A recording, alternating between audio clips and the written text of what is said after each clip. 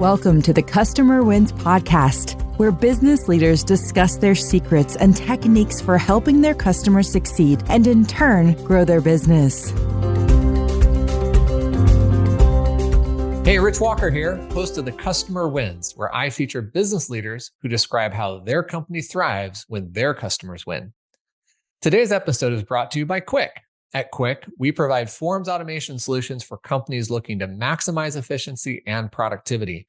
Our vision is to become the most compelling forms automation company by making paperwork the easiest part of every transaction. Go to quickforms.com to learn more. Today, I'm excited to have Chad Franzen here of Rise25, who has done hundreds of interviews with successful entrepreneurs, investors, and CEOs.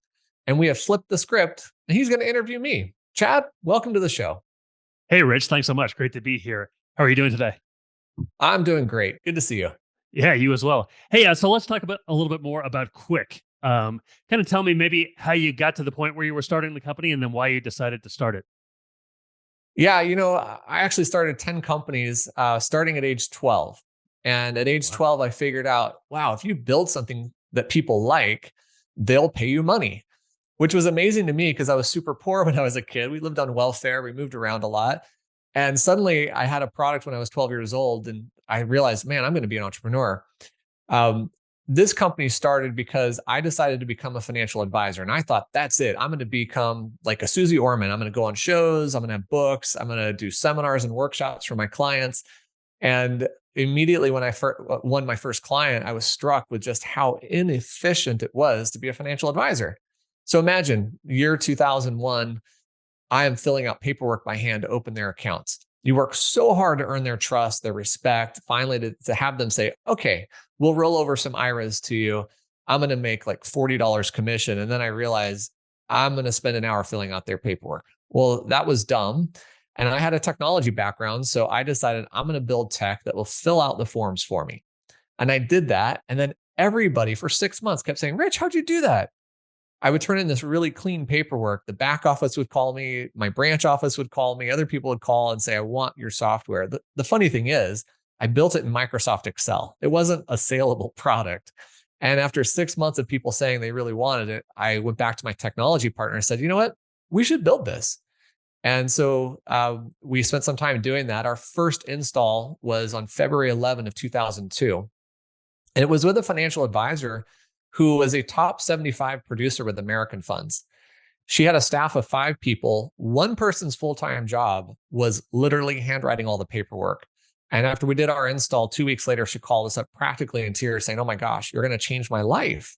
I don't have to fill out paperwork anymore. I'm only spending 4 hours a week on paperwork instead of 40.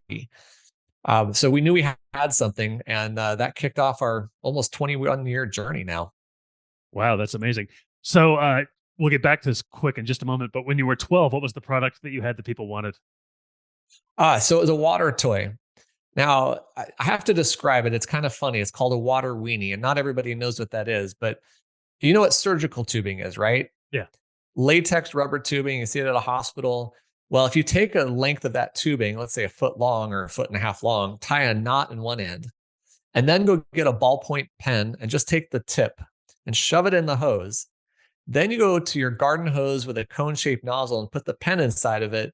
You can blow up a long, long water balloon and it would squirt 30 feet. Now you got to understand, back in the early 80s, there was no super soaker. So your choice was a stupid water gun that squirted 5 feet or a water balloon, or if you were lucky enough to get a hold of the hose. But the hose didn't travel. So when we had these water weenies, it was incredible to have water fights. Well, the story of that product was, my neighbor was a supplier to physicians, and his son and I played all the time. And one day he came out with these water weenies and handed it to us. And we had just an amazing day of having water fights, and none of our neighbors could compete with us. So we were the kings. Well, he took them back at the end of the day, and all the other kids were like, Rich, how'd you get that? And I'm like, he took it. So I went to him one day and I said, hey, I noticed in his shed, by the way, that he had this reel of tubing, like 25 feet of tubing. And I said, hey, can I buy these from you? He's like, no. I said, okay, can I buy that tubing from you? And he said, okay. So I ran to my piggy bank and I got out, I don't know what it was, 15, $25, and I bought those, the reel. I now had 25 feet of tubing. Then went off and destroyed every pen in the house and put pen tips in all these things, cut them all to length, of course. And then I went out into the neighborhood and sold out in a day. And I knew I Wow. had this business, which was a lot of fun. And my uncle saw this because he took me camping and I started escorting all the kids at the campsite and selling more of the stuff. He's like, hey, next summer, I am running the 4th of July ceremony at a local park. Why don't you have a booth? I'll get you a booth for free. And I'm like, this is amazing. So yeah, I'll try to do that. Look, there's a lot more to the story because I needed to get the money to buy the tubing and stuff. And that summer of selling the water weenies allowed me to save up to $300, which I had been saving for 4 years to buy a radio controlled car. So of course I went and bought the car. Mhm. Well, fast forward 6 months, my uncle reminds me that I have this opportunity. And I go to my neighbor, I say, hey, how much for 1,000 feet of tubing? And he says, $300. I didn't have $300 anymore. So I went back to him a little later and said, look, your son's birthday is coming up. Would you trade me 1,000 feet of tubing for my radio controlled car as a birthday gift to your son? And this guy has a heart of gold because he said yes, and he did it. So now Wow. I had the tubing. I then needed the pen tips. So I wrote a letter to Scripto, the pen company, and said, hey, I'm doing a project. Can I get some sample pen tips? And they literally sent me 5,000 pen tips for free. Wow. Incredible. Yeah, so now I just had to do assembly. That summer showed up. We went to the 4th of July. We started selling at 7 a.m. in the morning. It was already 100 degrees. I was sold out by 1 p.m. And on that day, I bought everybody dinner. I paid my brother $75 for helping me assemble these things. And I took home over $1,100 at age 12. Wow. Amazing. Wow. You were quite the shrewd 12-year-old. What did you learn? What did you learn from, that first entrepreneurship experience, maybe that you still carry on today? I learned that when you provide value to people in some form or fashion, and they're willing to pay for it. And it's really amazing if you focus on delivering value, you don't have to worry so much about price or other things. Sales are always hard, but it's always the focus on value. And what we were delivering that day was unparalleled value in terms of how far you could squirt somebody and how you could cool off in that hot summer air. And then consistently we did that. The funny thing is, Super Soaker is what put me out of business. When they came out a couple of years later and you could squirt 25, 30 feet with this thing that never broke, oh man, game over. So Water Weenie didn't last after Super Soaker came along? Yeah, we tried it until I was around age 15. And I just couldn't make the sales anymore at the same scale. How wide of a reach did you end up getting? Besides, you said you sold them to the whole neighborhood or whatever, but uh, beyond that, how far of a reach did you get? Well, it was my school, everybody in my school. And we eventually went to flea markets, outdoor fairs, and we tried that a few times. And I certainly sold several hundred of them, but it just lost its luster. Mhm. You got to imagine a 12-year-old sitting at a booth getting cash, wads of money. I'm stuffing into my pockets because the money just kept coming. And then my mom would come empty my pockets and put it into a safe box. That experience was unlike anything else. People just handing you money over and over. I mean, I don't literal doubt it. hand over fist money. That is amazing. That's amazing. So anyway, back to Quik. What is it about Quik that causes people to choose you? Maybe the big benefit and uniqueness about working with you guys. Well, Chad, do you like filling out paperwork? Can't I stand it. mean, I've yet to meet somebody who enjoys the part of filling out paperwork. And when you consider where we add the most value, it's in revenue driven transactions. Financial advisors trying to open accounts for their clients, trying to get life insurance products or move into annuity products. They're driving towards transactions that have money involved, not only for the benefit of their client, getting invested well, getting into the right product, but also for that advisor, whether it's commission or just, a fee for what they're doing. That is a very sensitive transaction. And the last thing you want to do is spend your time handwriting the forms over and over and over again. What we've done for our customers is make it easy to get their data out of their systems, various CRMs or data sources, put it directly onto the documents that they need at that moment, continue to work on those documents, e-sign them with DocuSign and Signix, or print and sign, because still there's a ton of companies that won't accept electronic signature, and really perform their transaction faster and easier. I think a common frustration everybody can express is I go to my doctor's office They've known me for 10 years. They have all my data, and yet they still want me to fill out the clipboard again and again. Why? That's so inefficient. So yeah. So what kind of challenges has Quick had to overcome during its lifespan? Oh man. Let's go back to day one. The naivete that my partner and I had. And I want to reveal something. My partner is my mom. Hmm. She's also a technologist. And we said, let's put this together. We had this simple premise. We said, okay, you know what? We'll go out to market. We'll make 1,000 sales. 1,000 seats of software is really not that many. We'll charge $150 a year. So $150,000 in revenue. We'll take 50,000 each in income and 50,000 to run the company. That'll be our baseline. In year one, we successfully signed up six paying customers. And suddenly we realized, wow, you know what? Delivery is hard. We didn't want to deliver CDs or DVDs or boxes. So then we spent that first year building a website with e-commerce and automatic download. And then, everything that happens in a business is a challenge. You learn and learn and learn. So we had to build our own email management system. Oh my gosh, today you think about like Constant Contact or Aweber, these email systems that didn't exist back then. We had to build our own e-commerce capability. There was no Stripe, no authorized.net, no simple way to do it. So it was just challenge after challenge in that way. I'd say one of the biggest challenges that I personally faced as an entrepreneur was we are a bootstrapped company. And I went from making multi six figures to making $1,000 a month income for 4 years straight.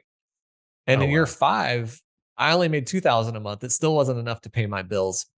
So yeah, those very early days were just very challenging. What was it that caused you to want to keep going? If you could, if you had other ways to make money, you didn't have to stick with it. What caused you to want to keep going? Oh man, that's a tough question because part of me says, well, I was just dumb. I had the ability to go be a CTO somewhere. I turned down offers. I could have made six figures all over. But I think it's just this vision I had about the kind of company I wanted to build. I had the opportunity to work at Arthur Andersen in the 90s. And Arthur Andersen was one of these rare companies that grew to 80,000 people without major acquisitions. You think about their competition like Ernst and Young. Well, those were two different companies merged together. Then you have culture clashes and operational problems. Arthur Andersen grew with this amazing company culture, and it taught me that company culture is what drives your success. So I had actually defined my company culture before I ever started Quik. I had these 4 principles in mind because I wanted to do my best work. And when I worked for other people, I never felt like they were tapping into my capabilities or my potential.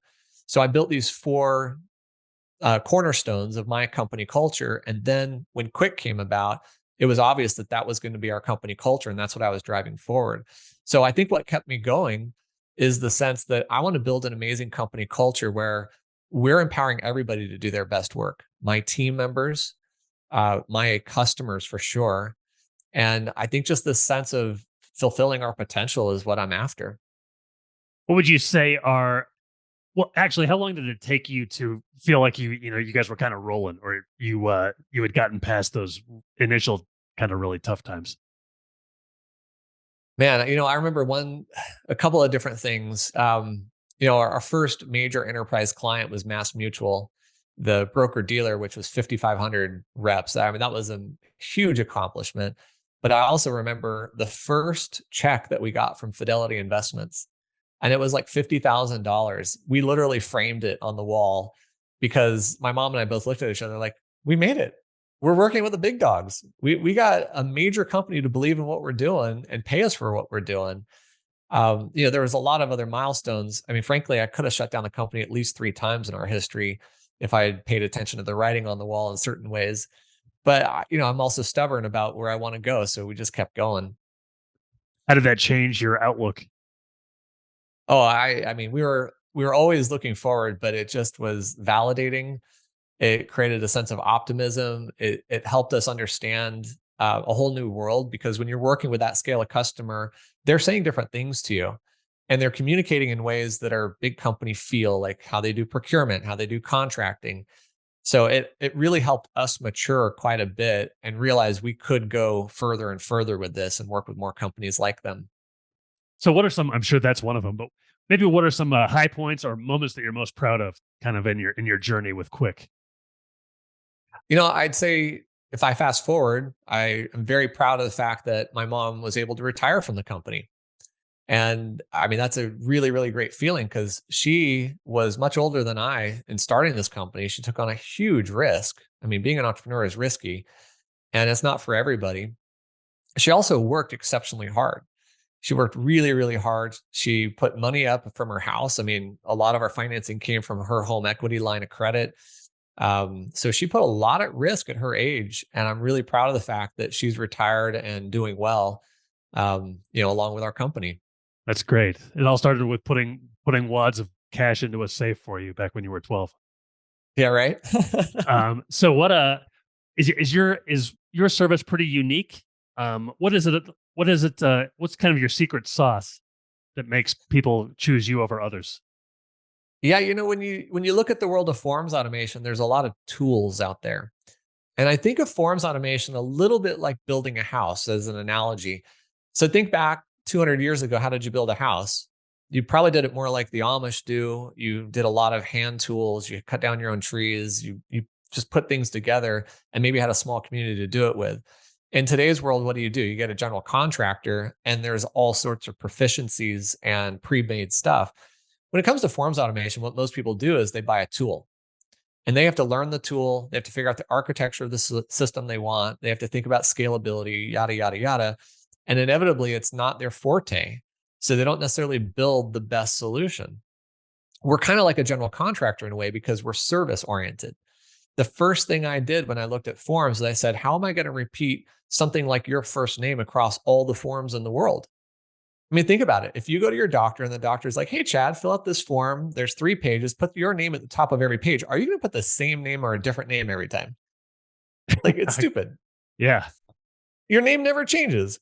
I know. And oftentimes an electronic form is only fillable, meaning you can enter it over and over again, but you still have to type it over and over again. So one of our key foundational differences is that we have put a lot of effort into defining the field names that go onto all the forms.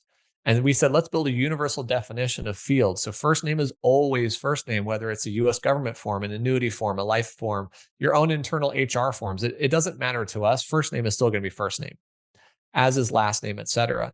Today, our field definition is over 750,000 unique fields. That's enabled us to have very high capabilities of automating forms. Think about opening an account. It really doesn't matter what company we're talking about. They want the same info. So with that level of definition, we can actually automate a very high percentage, if not 100% of the new account form at various institutions. And then you can bring that backwards to service requests like change of address. Well, we know all those fields. Beneficiary request, withdrawal requests, all those types of things become much, much easier with this level of definition. And look, I'll put a finer point on it. Our nearest competitor has only defined less than 200 fields, not 200,000, just 200 fields. So it's a really, really big difference between a do-it-yourself approach where you have to figure that out versus what we bring to the table where it's all done for you. Okay, wow, sounds great. So you've got this podcast that you're starting. This is your initial episode. It's called The Customer Wins. Tell me how you came up with the name, first of all. Well, it was a struggle, frankly, because we had so many different ideas. But one of the things that we think a lot about is customer success and the customer experience. And we think about how we help our customers win. Again, I go back to that demonstration of value. And I will tell customers right up front, if we're not delivering value, why would you pay us? Why would we keep you as a customer? Or why would we earn you as a customer in the first place? So as an organization in our culture, to empower others to do their best work, we're always thinking about how does our customer win, or how do they succeed, or how do they get value from our product? So the name The Customer Wins is kind of a couple different things. It's one about celebrating the wins of our customers. It'd be great to talk about some of those things. It's also about how we as business owners or entrepreneurs or operators try to figure out how to win customers. Uh, you know, my wife is really great. She is a nurse by trade, but she's also starting a business on the side. And she said to me, she's like, look, if you could just tell me how to get these customers, it'll succeed. I'm like, yeah, that's the number one problem all customers or companies face. And nobody has a secret formula for it because it's so different in every industry with every product. And so I'm excited to talk to other business leaders about how they have approached this problem. How did they find the secret to finding a customer? Or how did they identify what their ideal customer looks like? Or how did they create the best customer experience to differentiate themselves? Chad, I don't know if you've ever looked at this, but Gartner Group and Microsoft, they've both done studies that demonstrate that the companies who build the best customer experiences are the ones that are actually growing the most. And I'm certain you feel about that way about that because as a consumer, you and I choose products based on what we enjoyed interacting with that company. This is one of the reasons a company like Amazon and their Prime service is so successful because returns are so easy. There's no hassle with it, et cetera. So that's what the podcast is about, is talking to people about their experiences, their secrets, the insights that they have about how they've won customers, how they helped customers win, and really celebrating how companies grow. Great. Sounds very interesting. What made you decide to start it? I've run this company for 20 years, right? And I've been through various roles in my career as CEO, as co-founder. And one of the things I really enjoy is talking to people. I love entrepreneurs. I love hearing about their stories. And I was trying to not just be talking about other entrepreneurs. I wanted to do something that was aligned with how we work and what we're doing for our customers. So I thought about what are the ways I can engage with people? Plus, you have to imagine there's a lot of effort that goes into going to conferences, trade shows, or meeting your customer in person. In today's world where we're all on Zoom, podcast just makes a lot of sense to me. Now we can meet virtually. We can have a really dynamic conversation, maybe even a better conversation than we would at a trade show, and get to know each other a lot better. So that's another aspect of this that I'm really looking forward to. Okay, sounds great. Last question for you. Who do you think? I'll be sure to check out some future episodes. Who else do you think this show might benefit? Who might be most interested? Well, I think our customers are going to be interested because all of them are small business owners if they're independent financial advisors. And they're going to be thinking about how do I attract and win customers. I think other entrepreneurs across industries are going to be interested in this because we're always trying to get that next little idea for how we attract a customer or win a customer. I'm also hoping that people who have established companies and they're trying to improve their customer experience, they're thinking about the last mile a customer goes through. I mean, look, when we talk about making forms the easiest part of the transaction, we're typically talking about the last step in the transaction. And I think a lot of companies are looking for how do they get to that last step and make it no hurdle, no challenge, so that it's smooth sailing. So I think companies and operators, whoever that might be in operations or marketing, et cetera, hopefully they're going to get value from this and want to tune in and hear more of these types of stories. Absolutely. Sounds good. Hey, Rich, it's been great talking to you today. Thanks so much. I'll look forward to future episodes. Thank you, Chad. Really appreciate you being on my show today. Thank you. So long, everybody.